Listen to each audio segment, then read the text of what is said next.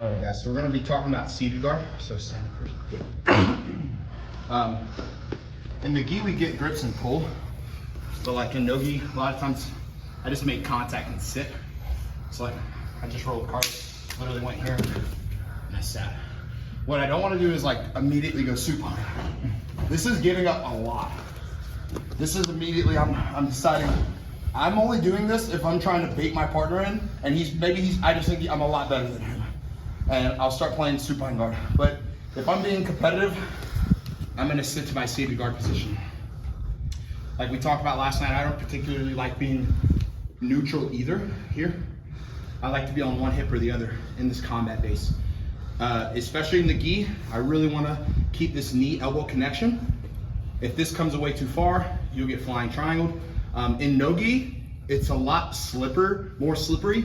So like a lot of times, honestly, the flying triangle, he can fly around, but if I retract, he probably won't go anywhere. Reese, actually, he fought a guy named, I think it's Esteban Martinez. Esteban's about 5'2", like not even joking. And Esteban did about 18 flying triangle hits on him. It was just, I wish they would have had the Mario sound effect, boing, as he was flying at him. It was just insane. So anyways, I want to be crunched. If this guy pushes me, I want to ideally get my hips behind me and I shouldn't go backwards. What I saw last night, and this is totally normal, I do it too when I'm not being aware of it, a lot of sitting back. To where like if he pushes me at all, now I have to concede and completely play supine. So get to the point where I'm just kind of like crunched over and this hand's behind me. If he goes to try to push me, my hips can come back. And honestly, I don't mind that push because now I'll clear it off and now I got a 2-on-1, right? And now I can use that to start sitting in and connecting into where I want to be, okay? So first little drill we're gonna do though, back away. We'll do that 2-on-1 drill here in a minute. I just wanna harass the feet. If I'm on my right hip, I'm going to be using my right foot to constantly disrupt. We have like a 1, 2, 3, 4 kind of system here. So if he's circling that way, I'm gonna try to go here first. If he's circling that way, right? Now I'm using this. So just stay square for me. So the first one I go for, boom. Maybe I miss or he steps over, I go here. No, you're good, stay here. After I make that connection, a lot of times I'll come back to shoelaces. All right, so there's 2 types of places we're hitting, arch and shoelaces. So if you hear me say shoelaces, that's what I mean. If you hear me say arch, that's what I mean. I'm really just trying to stop him from going out that way more. So if he tries to step that way, it should be more challenging for him. And again, I'm just trying to disrupt him. So we're here like this, and again, I want to be protective here. So here in a minute, we're gonna do a drill. I'm not gonna let my training partner, number 1, touch my feet. If he can touch my feet, I'm doing something wrong. All right, because every time he tries to touch my feet, I should be able to hide them. Try to touch my feet. I'm here. I'm almost like in a position to wrestle up at any minute. He should be aware of that. He should feel threatened by it. If you ever go down to Brentwood and roll Fias, he'll sit and then he'll just, boom, he'll blast and come up on you. So I need to be in a position where I'm not, again, like this, way back here. My feet are under me and I'm kind of making a straight line. If anything, I'm crunched over. All right, and all I'm gonna work on is harassing the feet. So again, he's gonna circle, 1. If I miss that one, I go here. All right, and I'm just work on it. It's like foot sweeps. I might hit this 20% of the time. Circle. I might miss, that's fine. I'm not really risking anything. Again, he keeps circling, keep going that way. I go here, practicing making these connections, okay? Again, just harassing the feet. And no joke, if he goes real far, you'd be surprised, but sometimes keep going. You'll actually be able to start lifting and going behind him as well, all right? Again, during this drill, just test your partner. 2 things. Try to touch, every now and then, try to touch their feet. I shouldn't be able to let him touch my feet. Second thing, if he can just push me over, that's a problem, okay? I saw some of this yesterday, just like hanging out, like almost like this close. Just like, I'm way too close here, okay? So we're here, he's just gonna circle, and every now and then he's either gonna reach for my feet, or he's gonna try to touch me in the shoulders, all right? I have to monitor the distance from here. Just like if we're on the feet, right? I can't just walk in and let him get all this, all right? We're like both monitoring distance here, right? Same thing. I need to be able to control this space. He comes in, I don't like that, I'm gonna back away a little. If I don't like how close he gets, I'll back away a little.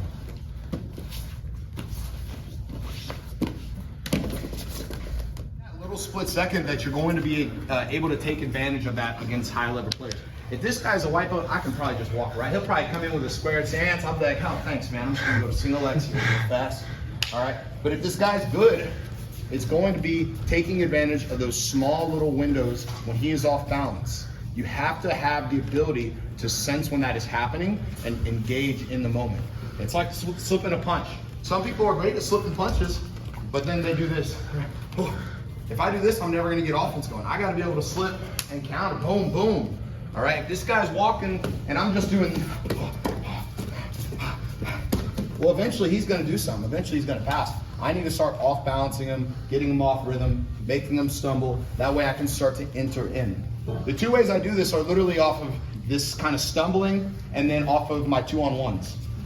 All right, so again, I'm gonna go here first. All right, if I miss this, then I'm going here. Once I go here, I'm going shoelaces back to the original leg. And then I'm gonna connect my shin to shin. All right, so I'm shoelaces with my right foot here. I'm shin to shin with my left foot, and I've got a little shallow grip here. What I'm doing is I'm grabbing behind the knee and I'm keeping my elbow real tight here. What I don't wanna allow is a lot of space here for this underhook or him to lift up. I'm keeping my elbow here nice and tight. Sometimes I'll even frame on this hip. The last thing I want this guy doing is taking me over to this side. So I really wanna stay heavy on my right hip here. All right, the easiest shin to shin entrance probably here. All right, all I'm gonna do is this can go up. I'm gonna keep this engaged because obviously I don't want him to mount me as I slide under.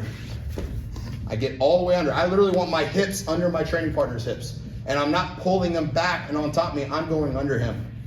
I lift my hips up, I clamp my single legs, all right? My right foot is behind his far hamstring. My knee is pinched. My foot is pushing on him like it's a leg press. So I'm not like doing anything like this. I'm literally pressing against him here. I'm elevating my hips and I'm pinching my knees above his knee line. If I'm below his knee line, this will not work. You can test it by having your training partner kind of back up and drag me, and I should just stay attached here. All right, one more time. All right, again, trying to off balance here. If I can catch him there, then again, he'll be out already. But if not, I'll kind of off balance him here, come back, shin to shin. Again, I can frame here if I'd like. Insert. This is the first leg locking position from bottom you should get good at. So if you've never done leg locks before, this is absolutely the place to start. As a white belt, you need to be good at single legs, straight foot locks, and also understanding of single legs on top and straight foot lock defense. One more time. Again, I'm off balancing, always step. I go here, I come back, and now I'm in. When I'm here, I'm sticky, so he can try to back away, but like I'm staying attached to this guy at this point, all right? And this is just buying me time to get underneath him and enter. So now a lot of the times I'll get this foot hook here and he'll either try to turn away or back away, right? So he tries to step away or back away. Oh, sorry. Oh, it's bad acting. For the drill, let's just have him do the back step. So he just tries to step out. He tries to step out, I need to stay sticky here. All right, I'm grabbing the heel and I'm trying to literally like glue the heel. And then I can enter, boom. This is just a sticky hook drill. If you guys know, like literally one of my favorite sweeps is the double koichi. Just go in here and give them a little shove. You need to have these muscles activated. So like our feet are strong as heck. Like we could literally, I literally had a bat hang MMA celebration where I'm hanging by my feet on the cage. It's because I got these sticky hooks from all this jujitsu. You're gonna develop all these foot muscles. So you need to have it to the point where like if I relax my foot, he could just step right off. I need to get to the point where I'm so activated and sticky here, as he goes to try to step, I'm completely attached to him and I can start to enter in and get in my single legs positions. So again, I'm trying over here, I get inside. He tries to step away, I enter in. Same if he tries to turn away, but I'll just kind of swim inside and follow. All right.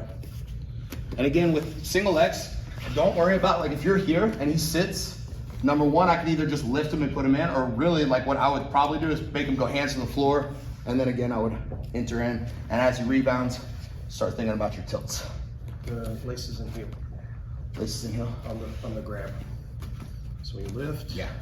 you get the laces with the top and the heel with the, grab the laces with the other. Yeah, that's what it was. Flip it. Here, Flip flip it. it, yeah. There you go. That's what it was. And then close to your body. So yeah, so as I go to lift, I'm going toes and heel. And I'm keeping it really tight to my body as I enter in. All right, guys? Yes. One more time? Yeah. Just pick up the hand plate Again, here, here. Okay. Cool. Yeah. All right, guys. So again, don't do any of the tilts or anything like that yet. We'll get into that. We got time. Just keep working on just trying to get to single X. The hardest part about single X guard is just getting there to begin with. All right. So now let's get into the tilts. One other entrance I really want to make sure I show. This might be a little over your head, so it's like basic shin to shin entrance. Here, going here, scooting under, and you're entering it, right? My favorite entrance is a little bit more complicated, but I prefer it, especially when people try to like fly in on me. If somebody flies in on me and I get a shin to shin hook, I'm really not worried. I'm gonna be able to lift him. If he comes flying in with this kind of position, now I'm gonna get, folded over, knee cut, whatever. But as long as I have this kind of shin to shin blocking him, especially if he comes flying in, now I'll be able to lift this guy pretty easily, right? So all I'm doing here is I've got my shin to shin, I'm framing his other leg, I'm falling to my right hip. I'm not going back at all. I'm going to my right side, I'm keeping my hook activated, and I'm going to lift. So I go here and I lift. I kick through and I enter in. All right, now what's great about this one is I put hands on the mat, he's now rebounding. As he's rebounding, that's the best time to tilt. I go hips to the sky, and then I corkscrew. I'm using this knee to not hyperextend his leg, but open up his hip and knock him back. So I'm here, I lift my hips, knock him back, we fall right into our single X position. Outside Aoki. Framing, enter, tilt, boom. One more time. Again, if that's too much, just stick with the going there and then getting under.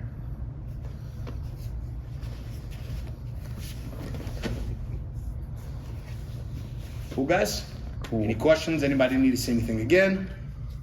Yeah. More time? Sure. So again, you can run through the whole series, right? Getting in, boom. Right hip, lift, enter, tilt. Without a training partner, it's hips up, and then I tilt. Cool. And stay really tight, guys. Don't let go of the foot. Don't let go of anything. Like land there. When he lands there, he should not be able to move. Just land. What I'm not is here. So when I'm here, he can put his foot back down. He can start getting up. Like I'm bringing him like landing here. So his foot, he can't really put his foot on the floor. All right. And again, athletic guy rule, they can't put 2 feet on the floor. Hard to be athletic. Yeah. How far does your foot have to be over on the left-hand side for it to be a reap? Is Past it the center line. past center? Yeah, past your belly button. Just in general, Scout, the tool of this is literally a leg press. So like a lot of people start doing all of this. That's an entirely different tool, and that's great for street fights and outside heel hooks, but this is not where you should be putting your foot in general. Number one, it's not the effective place. Number two, I'm now reaping. So just put your foot on him like this. This is the effective place, and you'll never get a reap call like this. Unless you really just, again, the reap is for me doing that to his knee. I can't turn his knee inward. I can turn his knee outward all day, all right? Boom. But I can't do especially that. That will reap.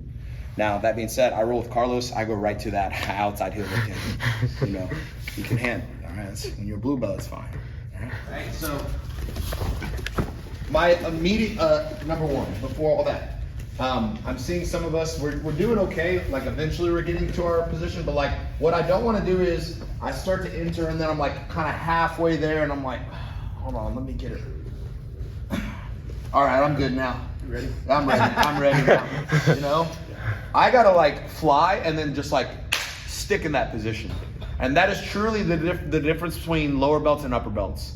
Is the time in between the checkpoints of those sticking points, right? Back out. So like when I enter, I don't. I just go right into like the perfect position. All right, now this is only achievable by just hundreds. I've literally drilled this guys at least 1,000 times. This exact entrance.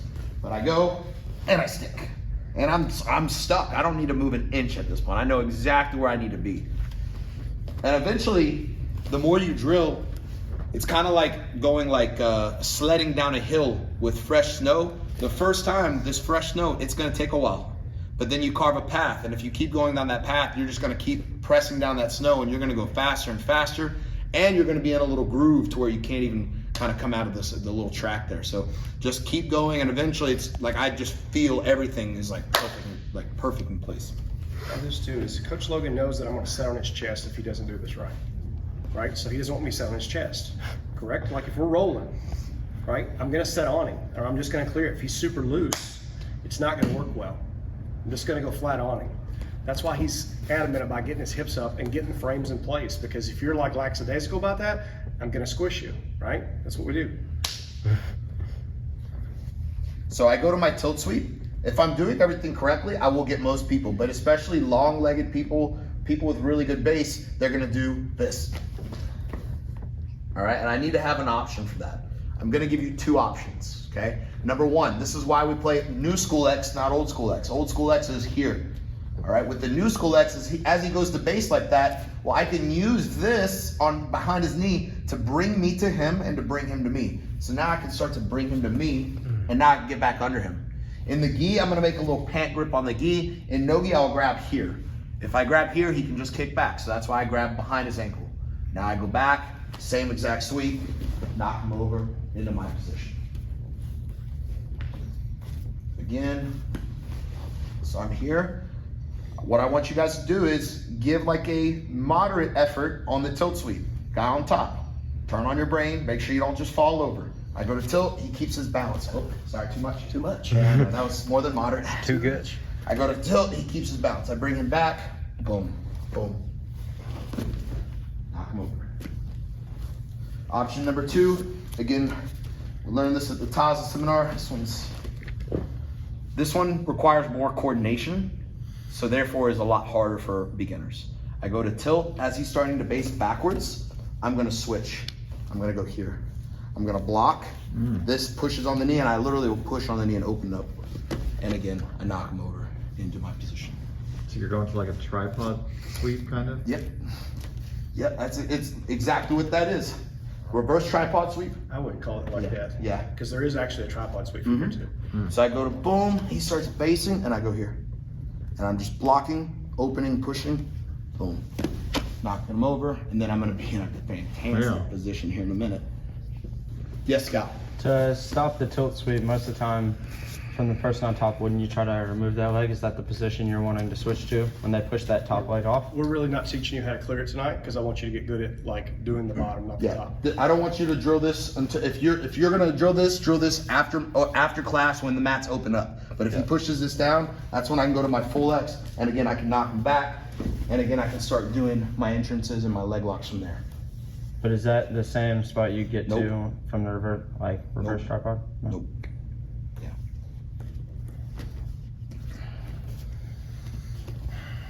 That's still here, and then I'm just going boom.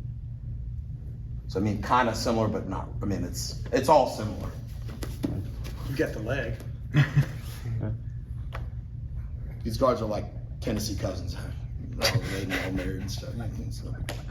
All right. Any other questions, guys?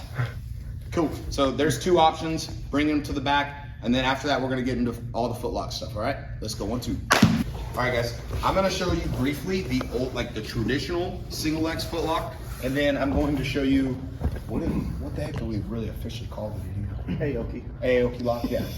The Mikey, the Aoki. I can't keep up, guys. I just there's too many names. This is called a straight ankle lock in a tournament. Yeah. Straight ankle lock, right? Yeah. All right, guys, so traditional, old school. When did you learn the original Aoki? Like a couple years ago, like 3, 4? They've been doing it for a while. Randall's been doing it for a long time. So probably around, we were fighting at Worlds, so it was before I won Worlds, like 2017. So up until that, this was the footlock right here. And then that came around, and that's a stronger one. So again, traditional footlock from the single X.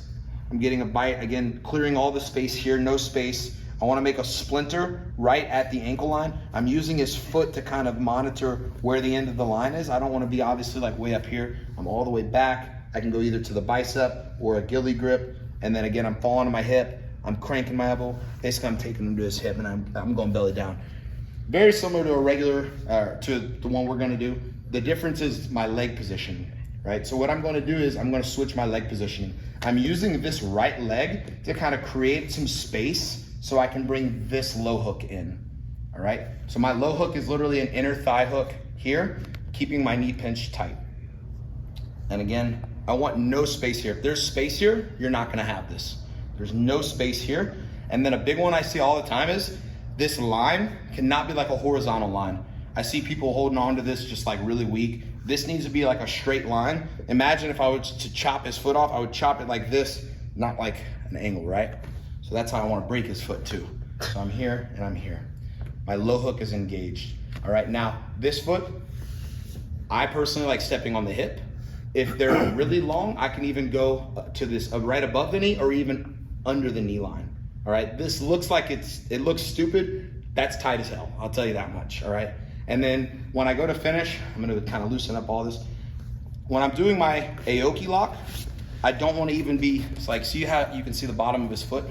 I want to extend that away until his heel is like literally on my rib cage, all right? And then what I'm doing is it's more like a side foot lock here. So what I'm doing is I'm kind of going like that, and I'm breaking like here. So again, Aoki, boom, right to there. All right, and then again, I'm here. And then now, you can go kind of like here, but even like there. And a big thing that I saw a lot of people yesterday is they weren't pinching the knee, right? So if I just do this, that's pretty good, but not gonna get the finish. But when I pinch that knee to the right, that's when I get the finish, all right? So again, a lot of times you're gonna land in this kind of like traditional single X position. I like to use this foot to create space to throw my low hook in. And now this is monitoring the distance so I can scoot up or down the leg as I please. I probably need to scoot down the leg. I push him away with my low hook.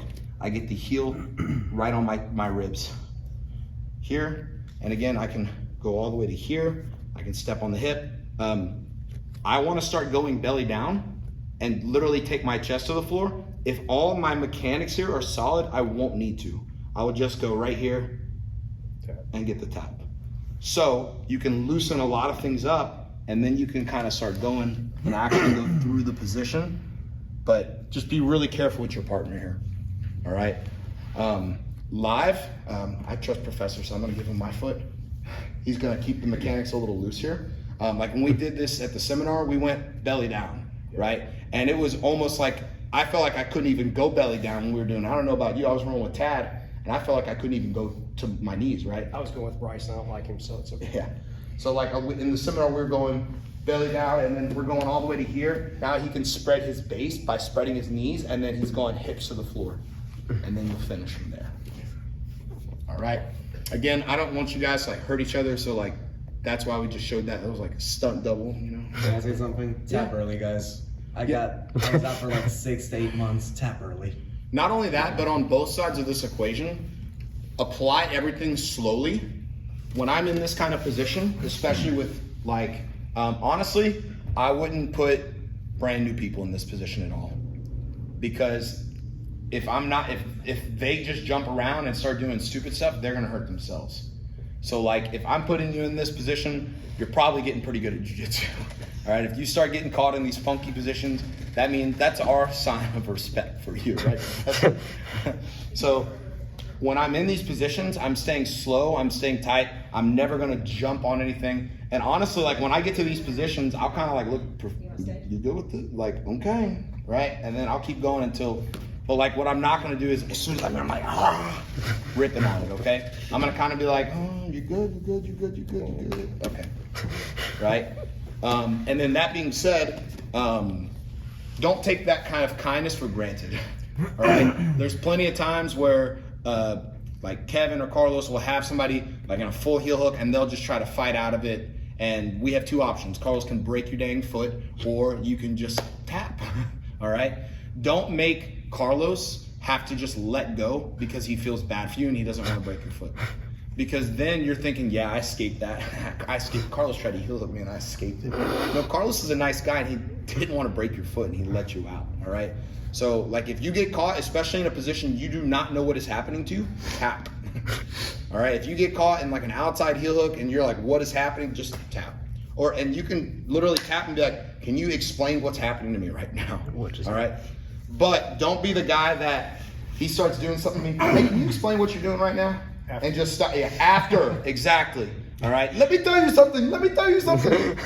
You can tap, and then after the roll, you can be like, hey man, what you had me in, all right? But don't cop out and play that move, right? Yeah. You show some just random entries, just standing, sitting, other things like that, because that's one of the things we didn't cover last night. Just I don't want you to drill them, but I want you to show them, like, because you can get to footlocks all kinds of places, like double pull, different things. That's and no joke. I would actually like us to do our situational from double pull today. Yeah. I'll explain double pull. But outside of being a single leg X, if we're both sitting down, get a footlock. yeah, so we're gonna do situations from this like double pull position because if you've heard me say it before, inside foot position, really important, right? If I allow my feet to be on the inside, Travis is going to absolutely destroy me, you guys. All right. So we're going to do our situational rolls here from double pull here in a minute because it's going to get you in the habit of pummeling your feet to the inside and fishing for feet on the outside, right? Couple other, honestly, I love entering even off like a single leg. So if I have a single leg and I'm just having a hard time getting this guy down, enter on in there.